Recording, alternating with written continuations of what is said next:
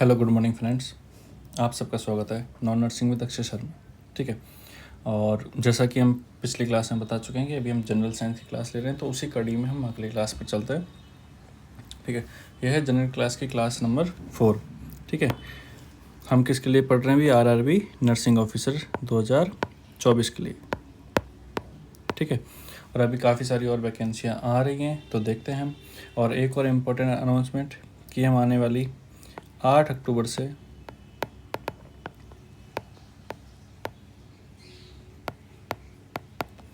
Current affair की class और लेंगे। ठीक है, डेली हम लोग करंट अफेयर अपडेट किया करेंगे, और जो पिछला करंट अफेयर है सितंबर मंथ का, वो भी हम उसमें एक साथ पढ़ेंगे। ठीक है, तो अभी अपनी क्लास नंबर 4 है जनरल साइंस की, जिसमें कि हम फिजिक्स रिलेटेड और क्वेश्चंस देखने वाले हैं। क्लियर?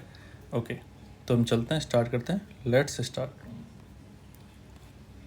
ठीक है, आज का पहला क्वेश्चन है value of universal gravitational constant. ठीक है, कि जो यूनिवर्सल ग्रेविटेशनल कांस्टेंट होता है उसकी वैल्यू क्या होती है।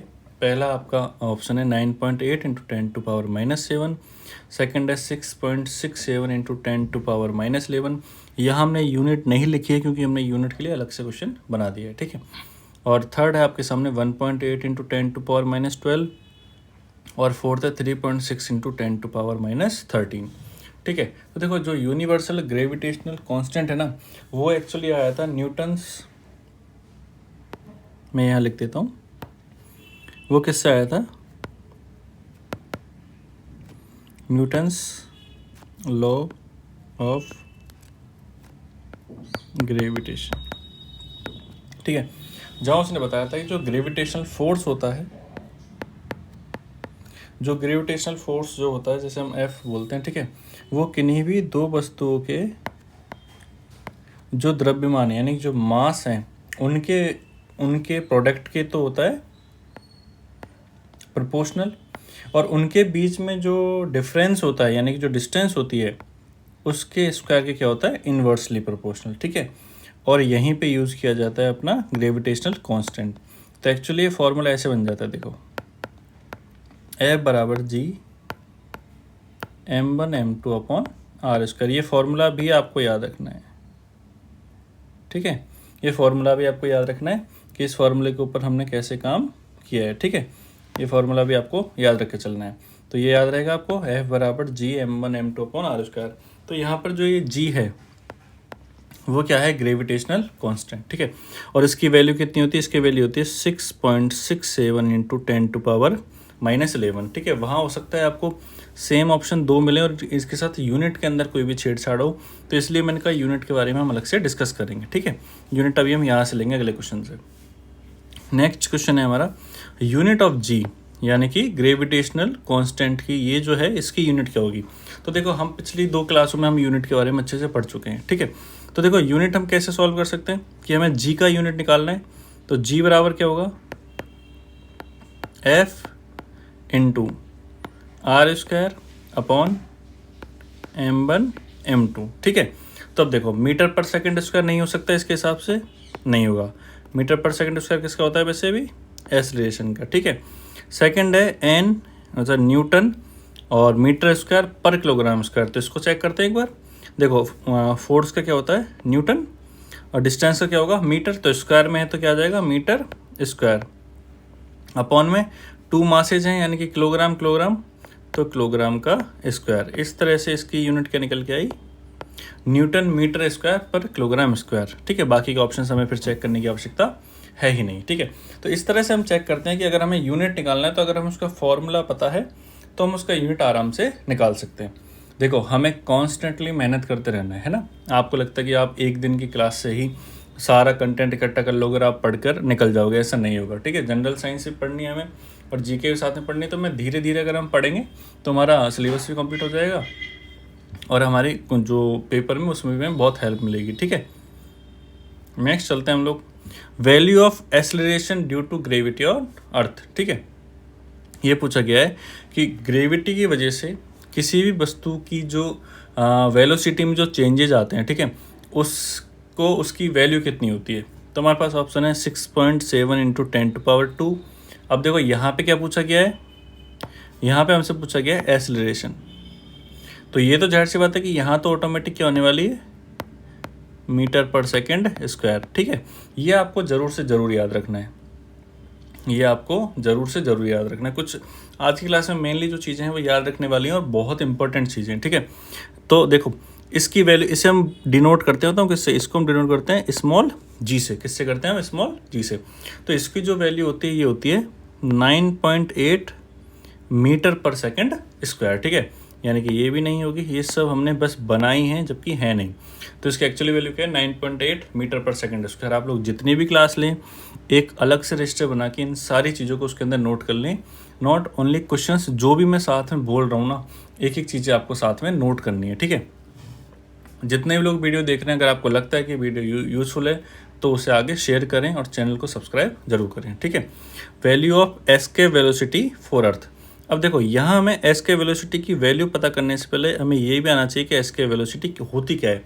कई बार मान लो ये भी क्वेश्चन पूछा जा सकता है कि which of the following is the correct definition of escape velocity. तो एस्के वेलोसिटी वो है कि अगर देखो वेलोसिटी का मतलब हम समझ सकते हैं स्पीड, और एस्केप यानी कि बचना होता है ना, कि बच के भाग गए। तो एस्केप वेलोसिटी का हम अर्थ निकाल रहे हैं, उसी से हमें पता लग जाएगा। अगर पूछा किसके लिए? अर्थ के लिए। यानी कि अगर मैं किसी वस्तु को किस स्पीड से फेंकूं कि वो एक बार फेंक दी तो वो वापिस ना आए, मतलब वो बचकर भाग जाए। समझ गई बात? कि मैं किसी वस्तु को कितनी स्पीड से ऊपर फेंकूं कि वो वापिस ना आए, यानी कि वो पृथ्वी के ग्रेविटेशनल फोर्स के अंदर आए ना वापस, और वो पृथ्वी से दूर चली जाए। तो इसके लिए एक स्पीड फिक्स की गई है। ऑप्शन 1 2.4 किलोमीटर पर सेकेंड नहीं, ऑप्शन 2 3.9 किलोमीटर पर सेकेंड, और ऑप्शन सी है 11.2 किलोमीटर पर सेकेंड, और ऑप्शन डी है 13.6 किलोमीटर पर सेकेंड। तो इसका सही आंसर होगा 11.2 किलोमीटर पर सेकेंड। ठीक है, यानी कि अगर आप किसी भी वस्तु को आसमान में 11.2 किलोमीटर पर सेकेंड की स्पीड से फेंकते हैं तो उसके ऊपर फिर ग्रेविटेशनल फोर्स काम नहीं करेगा और वो पृथ्वी के ग्रेविटेशनल एरिया से बाहर निकल जाएगी। ठीक है, यानी कि आपको किसी स्पीड से फेंकना पड़ेगा 11.2 किलोमीटर पर सेकेंड से। ठीक है, स्पीड है इसलिए हमने क्या लिखा है? किलोमीटर पर सेकेंड। मतलब अगर मीटर में लिखेंगे तो इसे कन्वर्ट, देखो अब यहाँ पर क्या आपको देखने को मिल सकता है, यहाँ हो सकता है आपको 11.2 तो किलोमीटर पर सेकेंड है। अगर मान लो उसने अगर आपको मीटर में दे दिया तब आप इसको कैसे लिखोगे? मीटर पर सेकेंड में पूछ लिया तो केवल हमें क्या कन्वर्ट करना है? 11.2 को किलोमीटर है तो उसे मीटर में करना है। अगर मुझे किलोमीटर को मीटर में करना है तो मैं इसे 1000 से मल्टीप्लाई कर लूँगा। ठीक है, तो ये कैसा हो जाएगा 11,200 मीटर पर सेकेंड। तो ये ध्यान रखना, इन दोनों में से कुछ भी आपको ऑप्शन में देखने को मिल सकता है। अगर मीटर पर सेकेंड मिलेगा तो 11,200 मिलेगा, और किलोमीटर मिलेगा तो आपको 11.2 किलोमीटर पर सेकेंड के हिसाब से मिलेगा। क्लियर? ये समझ में आया? नेक्स्ट हम लोग चलते हैं आगे। नेक्स्ट है हमारा property of a liquid which oppose the relative motion between its different layers called. यानी कि आपको देखो ये बताना है कि ये डेफिनेशन है एक तरीके से जो हमने अभी क्वेश्चन में लिखा है। इसका मतलब है कि लिक्विड की वो प्रॉपर्टी जिसकी वजह से वो अपनी लेयर्स के बीच जो रिलेटिव मोशंस होते हैं, यानी कि सापेक्ष गति। देखो एक लिक्विड के अंदर डिफरेंट डिफरेंट लेयर होती हैं, तो जो रिलेटिव मोशन होता है ना उसके विरुद्ध वो काम करती है, तो उससे हम लोग क्या बोलते हैं? फर्स्ट है सरफेस टेंशन। ये ज़रूर लिक्विड की प्रॉपर्टी है, लेकिन सरफेस टेंशन का मतलब होता है कि जब भी हम किसी लिक्विड को अगर हम किसी भी सतह पर अगर हम उसे डालते हैं तो वो कितने एरिया में फैल सकता है, ये डिसाइड करता है उसका सरफेस टेंशन। ठीक है, कि आपने कितना स्पीड से उससे पटकाया है और उसमें कितना टेम्परेचर है, वो सब चीज़ डिसाइड करती हैं। तो सरफेस टेंशन बिटवीन लेयर्स काम नहीं करता है। ठीक है, फ्रैक्शन कंपल्सरी नहीं है कि लिक्विड की प्रॉपर्टी हो, वो किसी की प्रॉपर्टी हो सकता है। ठीक है, क्योंकि फ्रैक्शन तो हम भी चलते हैं तो हमारे भी काम करता है। लुब्रिकेशन नहीं। ठीक है, लुब्रिकेशन भी आउटर प्रॉपर्टी है, इनर प्रॉपर्टी नहीं है। तो क्या हो जाएगा अपना विस्कोसिटी। विस्कोसिटी कहलाता है क्या? कि property of a liquid which oppose the relative motion between its different layer. Clear? ये आपको डेफिनेशन के तौर पर नोट कर लेना है। ठीक है, उसके बाद सेकंड लास्ट आता है हमारे पास हुक्स लॉ रिलेटेड विद, कि निम्न में से किससे हमारा क्या रिलेटेड है? हुक्स लॉ निम्न में से किससे रिलेटेड है? ठीक है, तो फर्स्ट है विस्कोसिटी। नहीं, देखो पहली बात तो हुक्स लॉ कहता क्या है? हुक्स लॉ ये कहता है कि जब तक अगर आप किसी भी चीज़ को खींचते हो, क्या करते हो? खींचते हो, तो उसका जो स्ट्रेस है ना, चलो नीचे लिख देता हूँ मैं, उसका जो स्ट्रेस है वो उसके स्ट्रेन के समानुपाती रहेगा। ठीक है, ध्यान रखना लो, उसका जो स्ट्रेस है उसके स्ट्रेन के समानुपाती रहेगा। ठीक है, अब क्यों समानुपाती रहेगा, तो कब तक रहेगा, जब तक कि अगर आप उसे इलास्टिक लिमिट के अंदर करते हो तो देखो इसी से हमें पता लग जाना चाहिए कि ये किसके अंदर आएगा, इलास्टिसिटी से रिलेटेड है, ना तो सरफेस टेंशन से है ना ही फ्रिक्शन से। ठीक है, उसका कहने का मतलब है कि अगर आप किसी भी चीज़ को इतना ही खींचते हो कि वो इलास्टिक लिमिट के अंदर है, तो आप उसे जितना खींचोगे उतना ही स्ट्रेन होगा। ठीक है, और अगर आप इलास्टिक लिमिट से बाहर चले जाते हो तो फिर वो स्ट्रेन बिल्कुल बढ़ जाएगा और उसके अगेंस्ट चला जाएगा। ठीक है, फिर स्ट्रेन होने की जगह ही नहीं रहेगी, खींचेगा ही नहीं वो। ठीक है, तो ये थे आज की क्लास से रिलेटेड इंपॉर्टेंट क्वेश्चंस। अगली क्लास में हम और क्वेश्चंस लेके आएंगे। आपको हर एक क्लास के नोट्स बनाने हैं ताकि जब टोटल फिजिक्स की या जनरल साइंस क्लासेस खत्म हो तो आपके पास आराम से 150 से 200 क्वेश्चंस कम से कम इकट्ठे हो जाएं। ठीक है, थैंक यू सो मच।